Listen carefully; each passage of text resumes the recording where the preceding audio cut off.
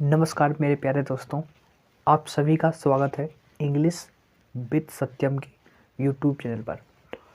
दोस्तों, आज काफ़ी समय के बाद हम वाइट बोर्ड और मार्कर के साथ मिल रहे हैं। ठीक दोस्तों, क्योंकि मैं आपको वोकैबुलरी शॉर्ट्स के माध्यम से, छोटे छोटे वीडियो के माध्यम से मैं आपको प्रोवाइड कर रहा हूँ। ठीक दोस्तों, तो आशा करूँगा कि आप उन वीडियोस को एंजॉय कर रहे होंगे। ठीक दोस्तों, आज की वीडियो में हम एक बहुत ही इम्पोर्टेंट कॉन्सेप्ट करने वाले हैं। ठीक है दोस्तों, मैंने एक प्रीवियस ईयर क्वेश्चन लिया है। ठीक दोस्तों, बहुत ही बेहतर क्वेश्चन मुझे लगा। ठीक है, फर्स्ट ऑफ ऑल आपको वीडियो को पॉज करनी है, देन आपको सोचना है कि इस सेंटेंस में कि किस पार्ट में मिस्टेक हो सकती है या नो एरर, कोई मिस्टेक नहीं है। ठीक है, तो आपका पहला काम क्या है कि आप वीडियो को पॉज करें और इस क्वेश्चन को सॉल्व करने का प्रयास करें माय डियर फ्रेंड्स, कि किस पार्ट में एरर होगा। राइट दोस्तों, चलिए दोस्तों, अब दोस्तों हम देखा क्वेश्चन को डिस्कस करना स्टार्ट करते हैं। ठीक दोस्तों देखिए, क्वेश्चन में लिखा गया है आई इनिशियली। ओके, इस क्वेश्चन को एक चीज़ सीखने का प्रयास करेंगे। आई इनिशियली, अब चूँकि दोस्तों हम जानते हैं आई क्या है, इस सेंटेंस का सब्जेक्ट है। ठीक है, सब्जेक्ट या तो कोई नाउन होता है या कोई प्रोनाउन होता है। तो यहाँ पर आई क्या है, आई यहाँ पर एज अ प्रोनाउन काम कर रहा है।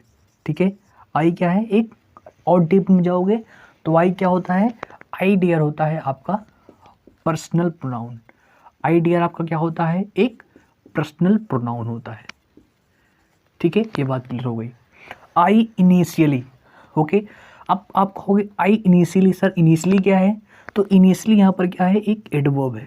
इनिशियली यहाँ पर कैसे काम कर रही है, एक एडवर्ब। ठीक है, आई इनिशियली थॉट। ठीक है, थॉट क्या है, थॉट यहाँ पर है वर्ब की सेकेंड फॉर्म। राइट, आई इनिशियली थॉट, और थॉट के साथ दोस्तों हमने क्या की है, एक फिक्स एक प्रीपोजिशन लगी है, थॉट ऑफ। ठीक है, तो हमने क्या किया है, थॉट के साथ हमने क्या यूज किया है, एक प्रीपोजिशन हमने यूज किया है। क्या यूज किया है, ऑफ, एक प्रीपोजिशन हमने यूज किया है। ठीक है, थॉट ऑफ। ठीक है, जो कि अपने स्थान पर सही है। थॉट ऑफ इंक्लूडिंग, अब यहाँ पर हम जानते हैं कि जो प्रीपोजिशन होता है, हम एक कॉन्सेप्ट जानते हैं डियर माय फ्रेंड्स, कि जो प्रीपोजिशन होता है, क्या, जो आपका प्रीपोजिशन होता है। ठीक है, प्रीपोजिशन के बाद क्या आता है, प्रीपोजिशन के बाद आता है इसका ऑब्जेक्ट। प्रीपोजिशन के बाद दोस्तों क्या होता है, प्रीपोजिशन के बाद हम दोस्तों यूज करते हैं इस प्रीपोजिशन का ऑब्जेक्ट यूज करते हैं। ठीक दोस्त, तो ऑब्जेक्ट क्या होगा, ऑब्जेक्ट या तो कोई नाउन होगा, राइट, या तो कोई प्रोनाउन होगा, या कोई नाउन होगा या कोई प्रोनाउन होगा।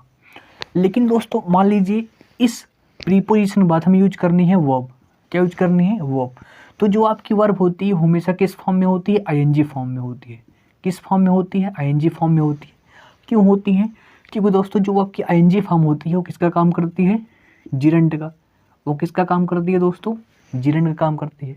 और जो जिरंड होता है वो बेसिकली किसका काम करता है, नाउन का काम करता है। ठीक दोस्तों, तो हमें कहने का सेंस ये होता है कि जो वर्ब होती है उसे आईएनजी फॉर्म में कन्वर्ट करते हैं ताकि वो जिरंड बन जाए, और जिरंड दोस्तों अल्टीमेटली काम करता है एज अ नाउन। ठीक दोस्तों, तो यहाँ पर इंक्लूडिंग क्या है, इंक्लूडिंग की पार्ट्स ऑफ स्पीच यहाँ पर क्या है दोस्तों, जिरंड है। क्या है, जिरंड है, और ये भी बिल्कुल ठीक है। ठीक दोस्त, अगर एग्जामिनर चाहता तो यहाँ पर भी एक मिस्टेक कर सकता था। यहाँ पर दोस्तों कर सकता था एग्जामिनर इंक्लूड। ठीक दोस्तों, मीन्स आईएनजी के स्थान पर कुछ भी यूज कर सकता था ना। ओके, थॉट ऑफ इंक्लूड या इंक्लूडेड। तो यहाँ एग्जामिनर अगर चाहता तो यहाँ पर भी आपसे मिस्टेक करवा सकता था। ठीक दोस्तों, तो एक बात ये हो गई।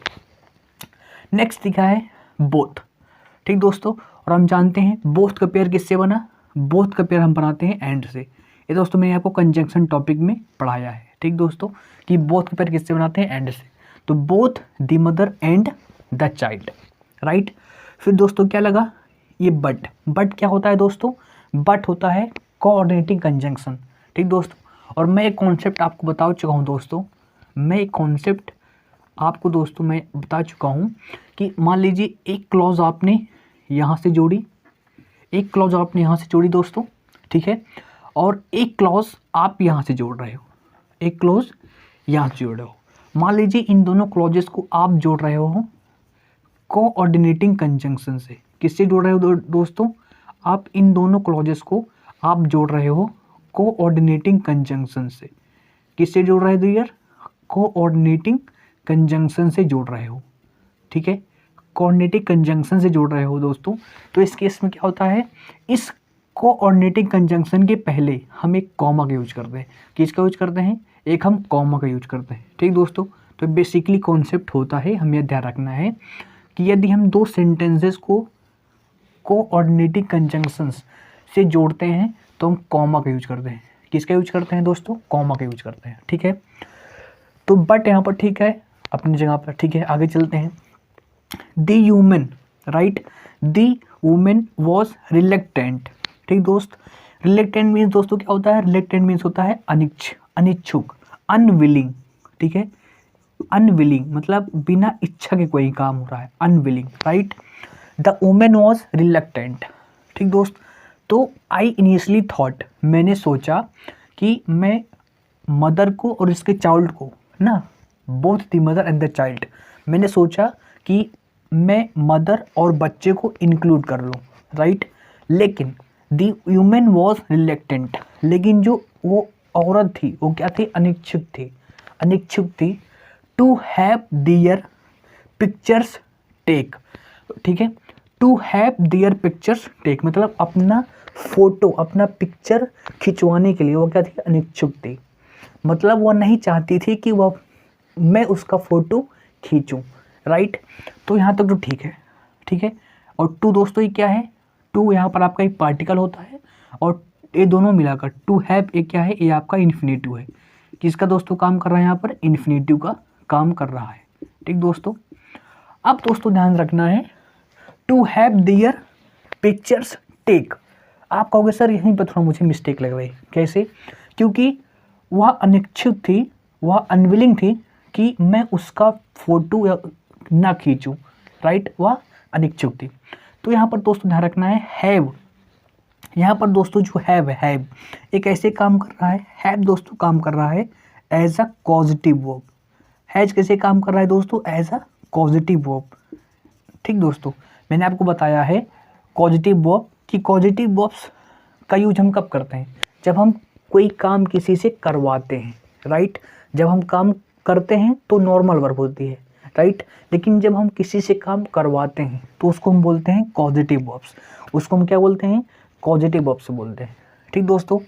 और इसका एक फिक्स स्ट्रक्चर होता है। अगर ध्यान से दोस्तों आप क्लासेस को देख रहे हो, अगर इस चैनल से आप प्रॉपर्ली जुड़े हुए हो, ठीक दोस्तों, तो मैंने पॉजिटिव वर्ब्स 5 प्रकार की पॉजिटिव वर्ब्स मेनली हम पढ़ते हैं, उनको मैंने दोस्तों एक एक करके सिखाया है।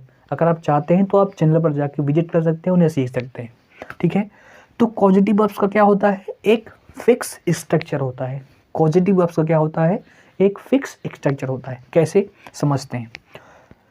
जैसे दोस्तों मान लीजिए आपने यहाँ पर हैव यूज की पॉजिटिव वर्ब, ठीक दोस्तों, आपने यूज की हैव पॉजिटिव वर्ब, ठीक दोस्तों।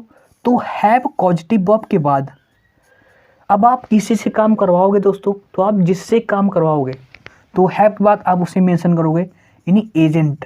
एजेंट मतलब जिससे आप काम करवाओगे वो क्या होगा? एजेंट होगा, राइट।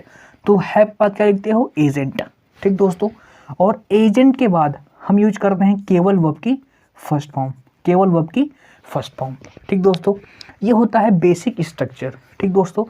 और इसको हम बोल देते हैं एक्टिव वॉइस स्ट्रक्चर। इसको हम क्या बोल देते हैं? एक्टिव वॉइस स्ट्रक्चर, ठीक दोस्तों।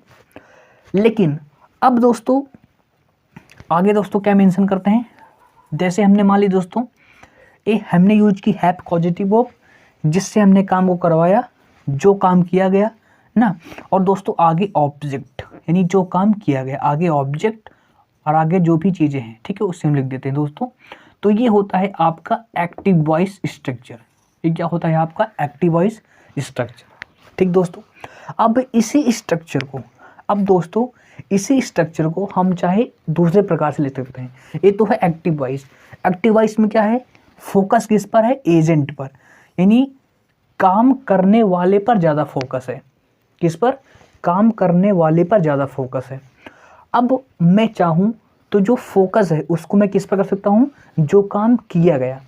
तो इसको मैं इस प्रकार से लिखूँगा, आप है भी लिखोगे, आप क्या लिखोगे, है भी लिखोगे, जो काम किया गया, जो काम किया गया उसे आप पहले कर दो, यानी ऑब्जेक्ट को आप क्या कर दो, पहले कर दो, राइट।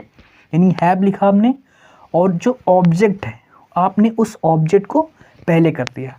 अब दोस्तों जो वर्ब होती है ना, अब वो हम लिखते हैं वर्ब की थर्ड फॉर्म लिखते हैं, क्योंकि पैसिव वॉइस कर रहे हैं ना। जब दोस्तों हम फोकस को चेंज करते हैं ना, जब हम फोकस को चेंज करते हैं तो हम पैसिव वॉइस में हमेशा वर्ब की थर्ड फॉर्म यूज करते हैं। तो हमने क्या यूज कर दी दोस्तों, वर्ब की थर्ड फॉर्म। और आगे दोस्तों, आगे बाई प्लस एजेंट, यानी काम जिसने किया वो आप मेंशन कर दोगे। तो इस पर दोस्तों क्या हुआ, अब फोकस आ गया इस ऑब्जेक्ट पर। अब फोकस किस पर आ गया, इस ऑब्जेक्ट पर। ऑब्जेक्ट यानी जो काम किया गया, फोकस इस पर आ गया, फोकस इस पर आ गया। ठीक दोस्त, ये आपकी बात क्लियर हो गई। अब दोस्त समझिए, इसको एक एग्जाम्पल समझते हैं ना। जैसे दोस्त मैंने यहाँ पर एग्जाम्पल लिखा कि I had Ram clean my room, I had Ram clean my room. ठीक दोस्त, तो इसका सेंस क्या हुआ कि मैंने अपना कमरा राम से क्लीन करवाया, मैंने अपना कमरा राम से क्लीन करवाया। अब कहोगे सर राम, ठीक है, मेरा फोकस किस पर है, राम पर, यानी राम क्या है, एजेंट है, राम क्या है, एजेंट है। और ये आपका सेंटेंस क्या है, एक्टिव वॉइस है, ये आपका सेंटेंस क्या है, एक्टिव वॉइस है। अब मुझे फोकस करना है इस पर, मतलब कमरे को साफ करवाने पर फोकस करना है। तो दोस्तों मैं इस प्रकार से लिखूंगा, आई had my room cleaned by Ram, ठीक दोस्तों, ये मैंने लिख दिया। तो अब देखिए दोस्तों, ये सेंटेंस क्या बन गया, पैसिव वॉइस। अब फोकस किस पर हो गया, माई रूम पर, और वर्ब की क्या हो गई, वर्ब की दोस्तों हमने यूज कर दी कौन सी फॉर्म, वर्ब की हमने दोस्तों यूज कर दी थर्ड फॉर्म।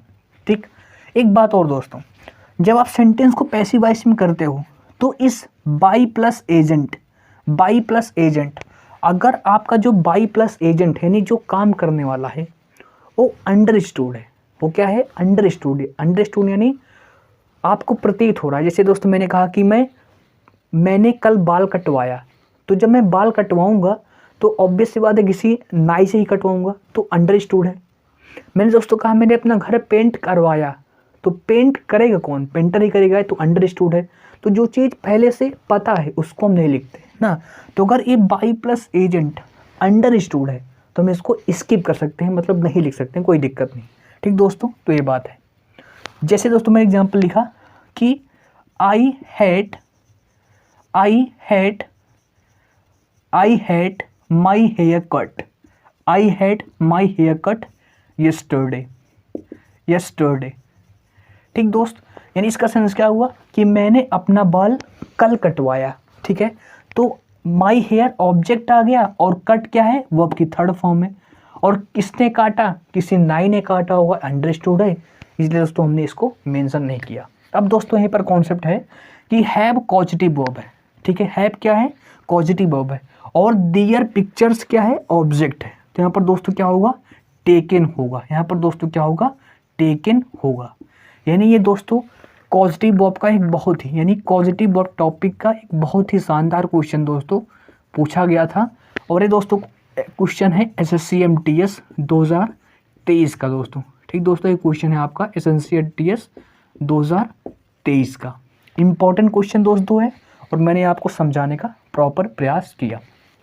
ठीक दोस्त, तो आशा करूँगा कि आपने चीज़ों को समझा होगा, राइट।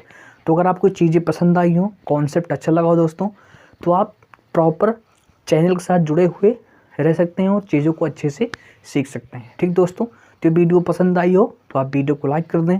यदि समझाने का तरीका पसंद आया हो, कॉन्सेप्ट अच्छा लगा हो, वीडियो को शेयर कर दें। और आप इंग्लिश विद सत्यम को सब्सक्राइब कर दें और अपने दोस्तों के साथ इस वीडियो को शेयर कर दें ताकि उनको भी ये इन्फॉर्मेशन पहुँचे। मिलेंगे नेक्स्ट वीडियो में, तब तक बने रहिए और पढ़ाई करते रहिए और हमेशा अपने माता पिता की रिस्पेक्ट कीजिए। मिलेंगे नेक्स्ट वीडियो में। Thank you very much.